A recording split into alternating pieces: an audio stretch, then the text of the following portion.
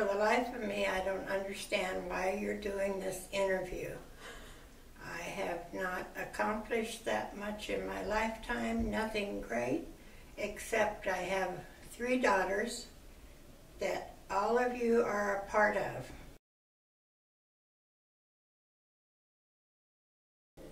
I was born in Burlington, Iowa, to Flossie and Marion Dunsworth, October 3rd, 1931. I lived in Burlington until I was 9 or 10 years old. My father had a bakery, and he went broke during the Depression.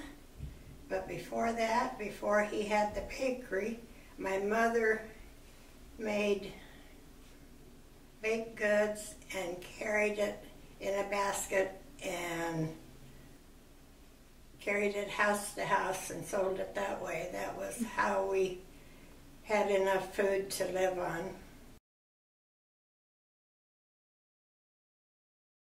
My mother always told me that I was ornery because when she went to the hospital to have me, I didn't want to be born. So then she went back home and came back. I came out a week later, and she said from that day on I was about the orneriest kid there ever was.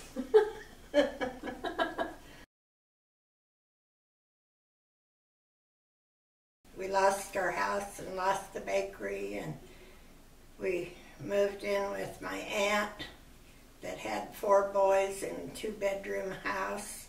We set up cots in the living room.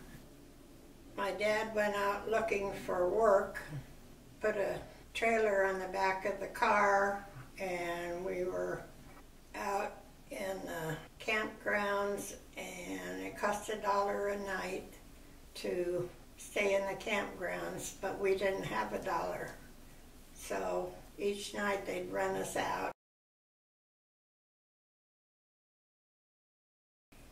My dad got a donut kettle and started making donuts in the back of my aunt's house. The kid across the street wanted to come over and help glaze the donuts, and what did he do? He put glaze in his pockets. He moved then to another building where we lived on one side and had the bakery on the other side. And then he started making Danish rolls and pies and cakes and everything for the restaurants, and they all really liked the quality and everything. So then he got big enough that we moved uptown, and then lo and behold, in the end, he had a fire in the donut kettle and lost everything in the fire.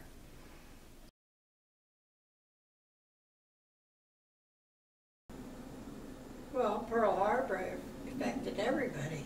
1941, December 7th. It affected the bakery because things were rationed and sugar was rationed, and most people couldn't get bananas, but since my dad went to the grocery store, would get bananas, and gas was rationed, and I had 2 brothers that was in the service.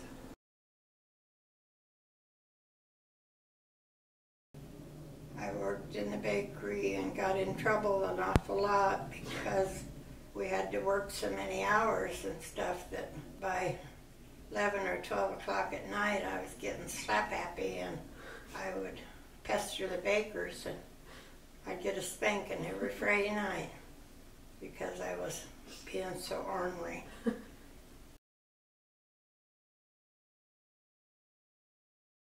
When I was in Richardson School, I guess I was still pretty ornery. If you got an A on your spelling test, you got the privilege of going outside on the playground and pick up papers. I couldn't find any paper on the playground. I thought, this is unproductive.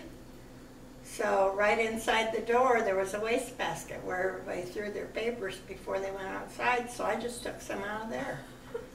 Turned them in. And I got in big trouble. laying in and cracked me on the rear end.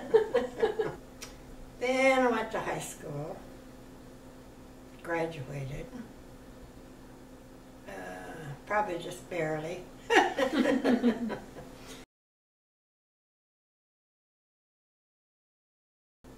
Only with my mother.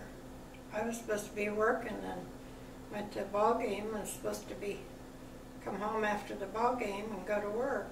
Well, I went to the dance. Then when I come home, I'd just go right upstairs, and because we lived above the bakery, she made me come back down and work. I would just pretend like I didn't hear her, and then finally she gave up.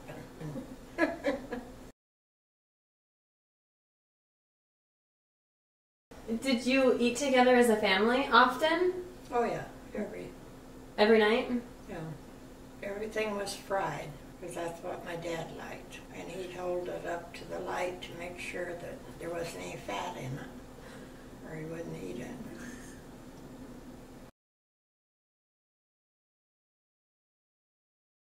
Ed, Bob, Dean, my sister Carol. I had a sister that got killed at 6 months age.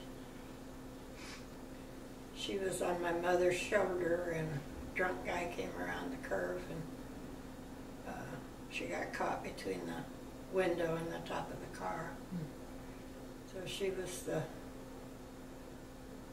fourth, and I was the fifth. Every Saturday night, the bakery was closed, and we lived upstairs above the bakery, and I'd say, Carol, look, there's shadows. Somebody's going to come in here. So every Saturday night, she'd have to go get in bed with my mom. Poor Carol.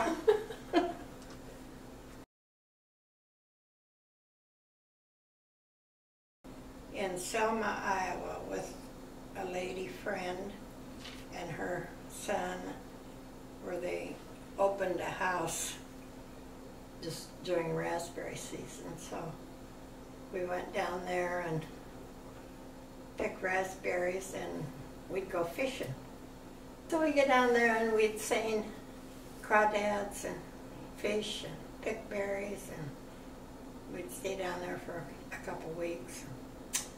And that's where I saw my first boyfriend, Ralph Ritz.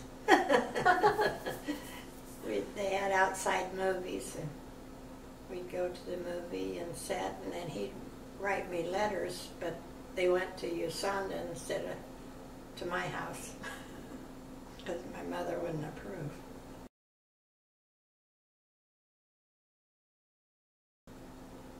Got married in Las Vegas. July 3rd, 1951.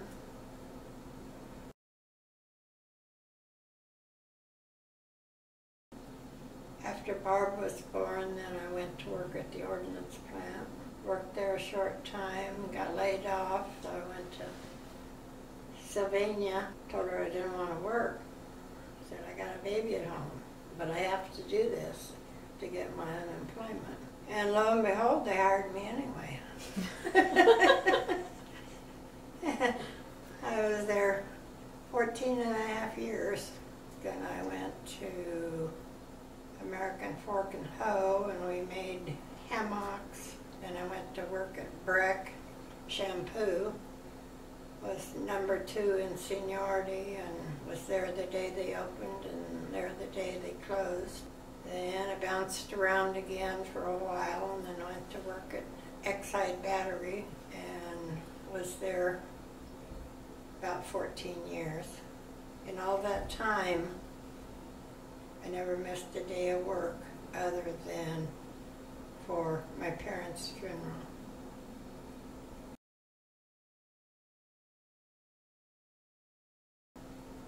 Barbara.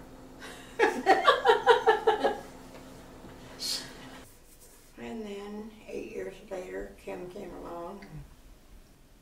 Had one after that didn't make 5.5 months and lived 18 hours. And then Patty. Mm-hmm.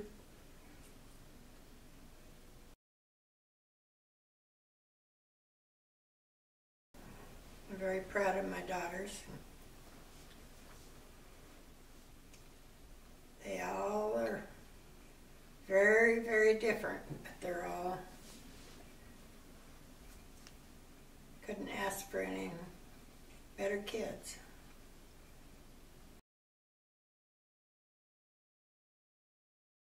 In 2005, I had cataracts removed, and then that's when they found it.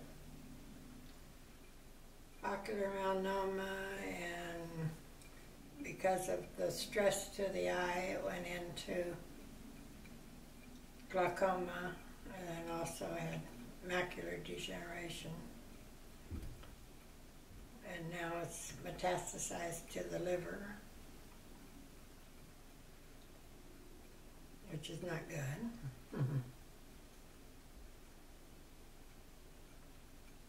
Now I can see about 5% out of one eye.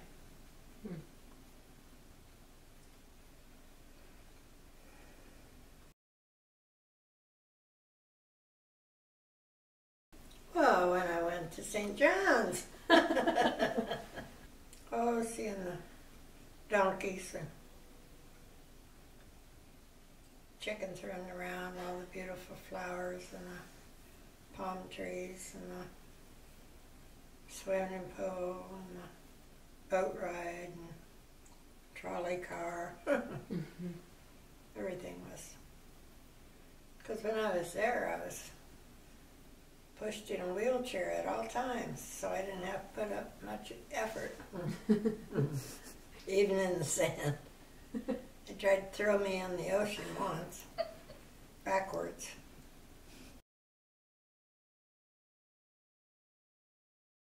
Financial part, you know, being able to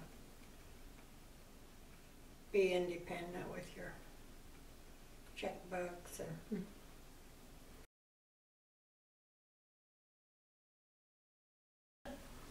that is absolutely the most annoying thing when you sit down to eat or something, everybody gets their cell phone out.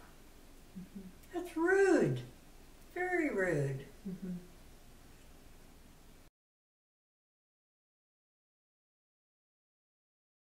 Honesty and integrity, and be kind to your neighbor.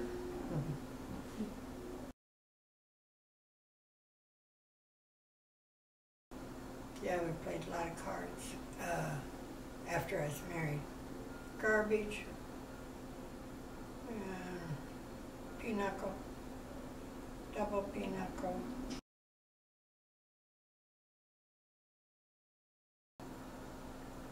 Probably paying bills. I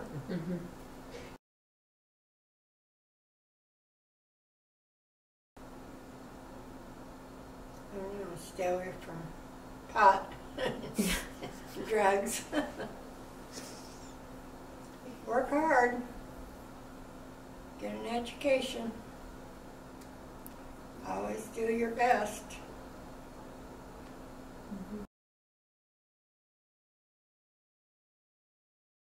No. Just the kind you sat on when I went to my grandma's.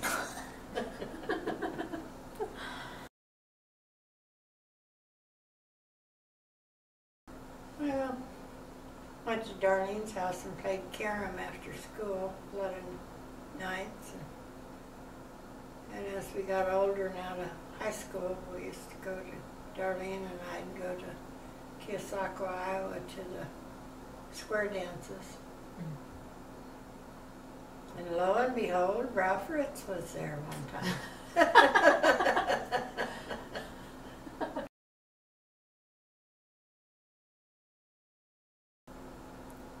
My dad had prostate and kidney cancer.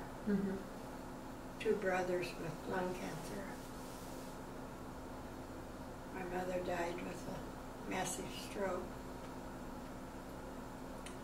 5 days from one another.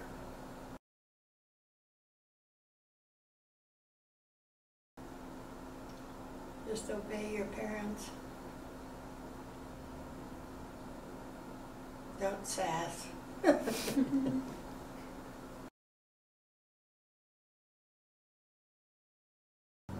have 3 daughters. And everything that they've accomplished and for all their children. That's about the only thing that is important in my life, has been important. All the other frivolous stuff doesn't mean anything.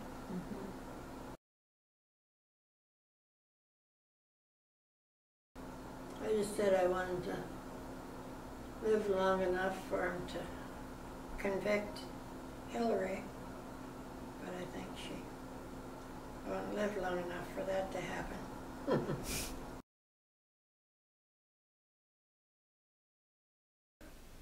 Balloons, because I can't tolerate them.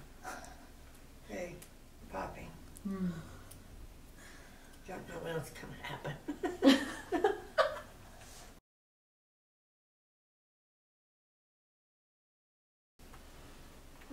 Seeing my grandkids and see how their life is going and being around them.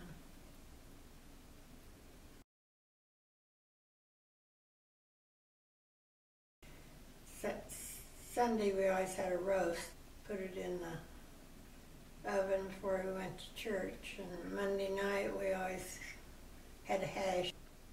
We used to go out sometimes on Friday night for fish.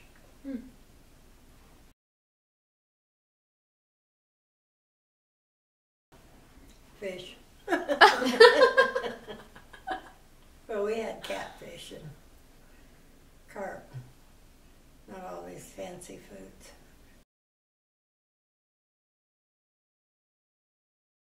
Oh, Mac. We used to throw a lot of the stuff out the window after we made it.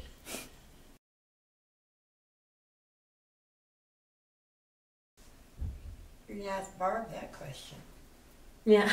The thing she did that I didn't know till later that she did. A lot of things I knew that she didn't know I knew. Like what? Oh, I'm not telling you. Oh, come on. One thing, Barb and her friends on a Friday night before the football game this one gal was a little bit heavy set and she'd put on a wig and they'd go to the next little town, go in and get beer and stuff. And then they'd have it for after the football game. Of course, then it was frozen and they got intoxicated pretty fast. She was in high school, probably when she was junior and senior. Did she get in trouble? We didn't know it till later in life.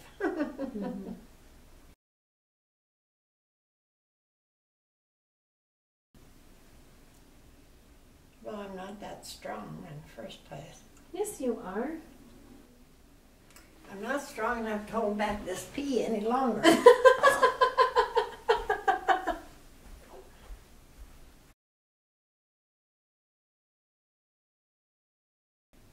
Had refrigerators and ice boxes. I can remember a lot of people had the ice boxes, and iceman would come around every couple days. And as little kids, we thought some of them was pretty cute.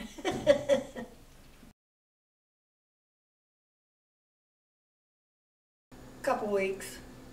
I think we had money to start with, $5 or something. And I don't really know. To me, it was fun. Yeah.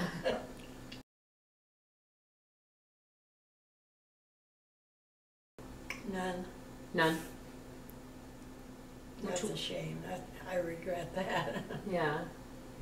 One time my mother said, I'm going to pick up one of you and knock the other one down.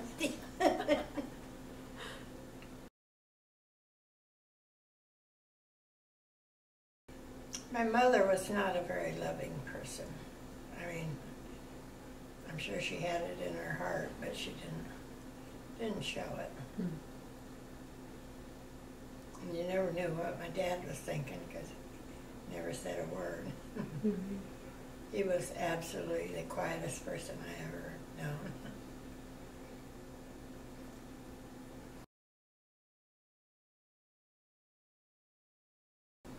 Tried to get Patty to do her studies. Or tried to get Patty to turn them in. Mm. Turn in her paper. No, you didn't have to encourage Barb to do anything. She did it all. She took it on. And Kim was quiet. Best thing that happened to Kim was when she went to work at Jack's retail store. Kind of took her out of her quietness and shyness. Mm-hmm. She was probably, like I said, probably the easiest one. I can remember one time she got a ice cream something from the deli man, and I asked her where she got the money. I can't remember what she told me, but I didn't believe what she said. So I sent her to bed. And she laid there and laid there and laid there. And come find out the neighbor lady had bought it for her. And did I feel bad?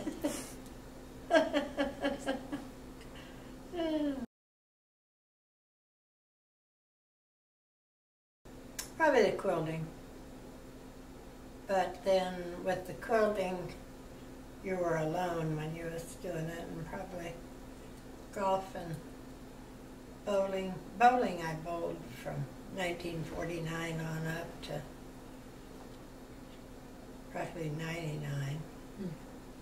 I was never good at either one of them, but enjoyed both of them.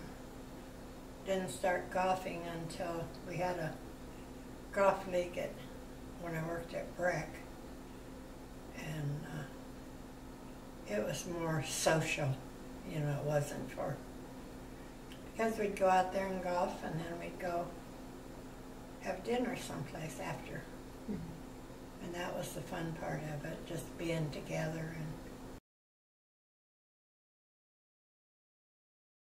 well, I ended up being what they called a tub file clerk. And I had to keep inventory of everything that was out in the warehouse. And we had some products that we made were FDA guided, and if we made 100,000 bottles of Zinc-On, then they had to go be shipped out as in that lot number, so that, you know, if there was ever a recall or anything. Mm. And the guys in the warehouse and stuff were not too efficient, and if they said they sent out two pallets of a certain thing and it was a different code number, then it was up to me to trace it from the time it started in production and where it went, where the mistake was, and it was a very interesting job. I loved it. Mm-hmm. Because I'm a detailed person. Mm-hmm. And can dig into it. And then I had to know where everything in the warehouse was. If you wanted to make shampoo with blue caps, you had to know how many blue caps you had and exactly where it was. And I was like a monkey calling up in the warehouse trying to find something, because there again the fork drivers could care less when they had to take something out of the middle of the row and it was tagged as a certain row in a certain position, and they'd move it someplace else without turning in a change of location. Mm-hmm. And if the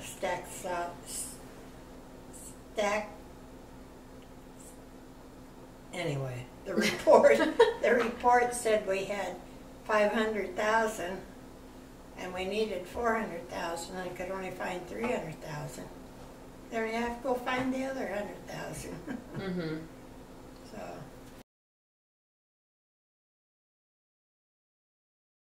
ordinance plant, I think it was $1.17 an hour. My wages at Exide, 6 something or 7 something, but it was based on piecework, so that you were guaranteed 2.5 times your rate. So if you could make up to $12, $15 an hour. I got awards, but never got a raise. When I worked at Sylvania, I got an award for, there they had a certain method, like when you made these little bitty tiny radio tubes, you had, the filaments was as fine as a hair, and everybody had a certain, you had to weld this first, and then this, and then this, and then this, and you had kind of had a rate, I think, if I remember right. And I came up with a different method of doing a particular method. So I got an award for that. But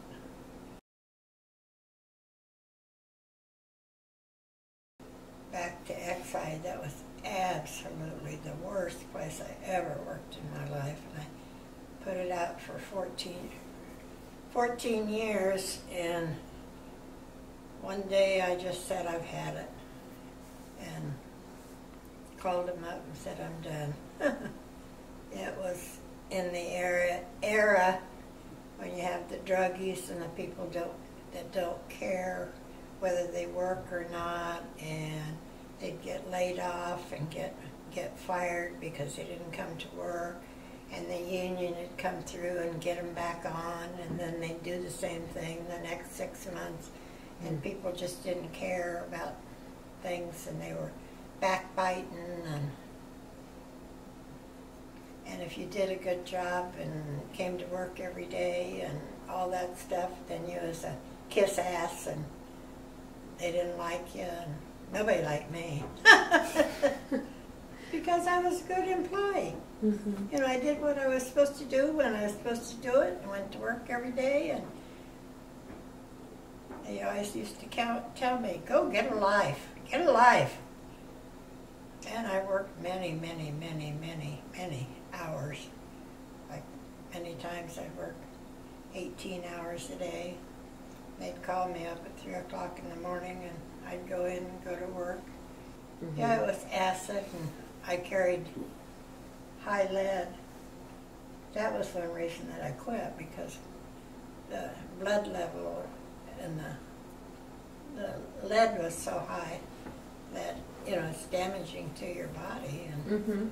I had to wear a respirator and all that stuff, and I thought, this is not for me. Mm-hmm.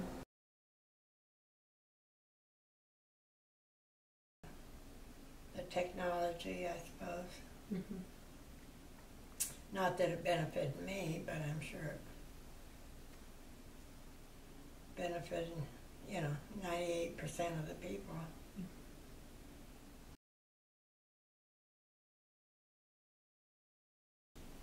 Drugs. We never had any of that. Or there could have been, but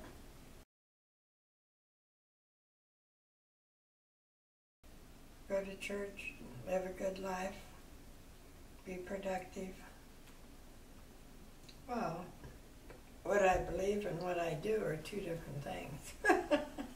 Oh, that God created heaven and earth, and you have to accept God as your personal Savior to go to heaven.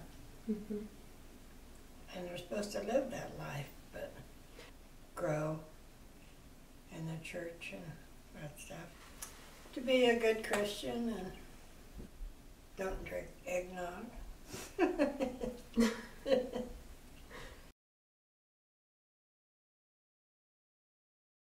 I was raised so different than what most people were, as far as my mother couldn't stand a Catholic. She thought, if you ever dated a Catholic or was friends with a Catholic, that was a big sin. And things have gotten so different, you know, that I never believed that, or, you know, but you can't really get rid of all the stuff in your life that you were raised with. I mean, you can't get rid of all the things that was instilled in you when you were little. Mm-hmm.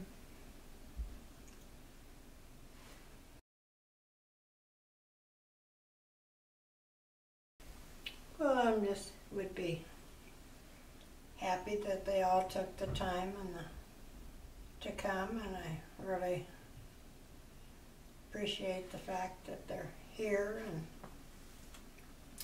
means a lot, you know, for them to be here, and that I can enjoy them while I still feel good, halfway good. I suppose there's something I should be saying, but I don't know how to say it, so. You're expecting an awful lot out of an old lady. Well, if I'm dead, how would I know Well, what I should have said?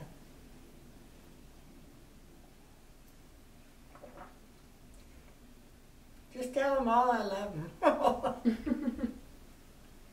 And I'm very proud that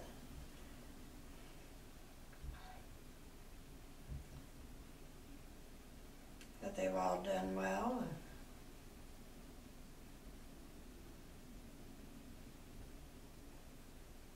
And,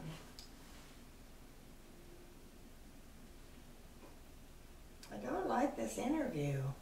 Let's stop. Like I said, there's probably a lot I should say, but I don't know how to say it, so. So this is a dumb interview. That's not in the video, is it? We can edit it out.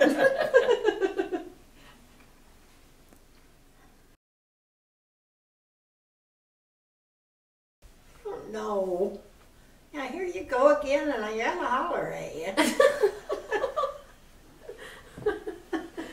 That's the dumbest question you're ever asked. Okay, we'll move on. You didn't know this was going to be a 3-ring circus.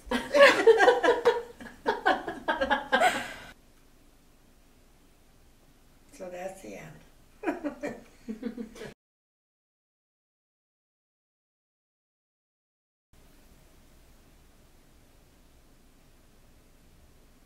Maybe a dumb shit. No way. I don't understand the question.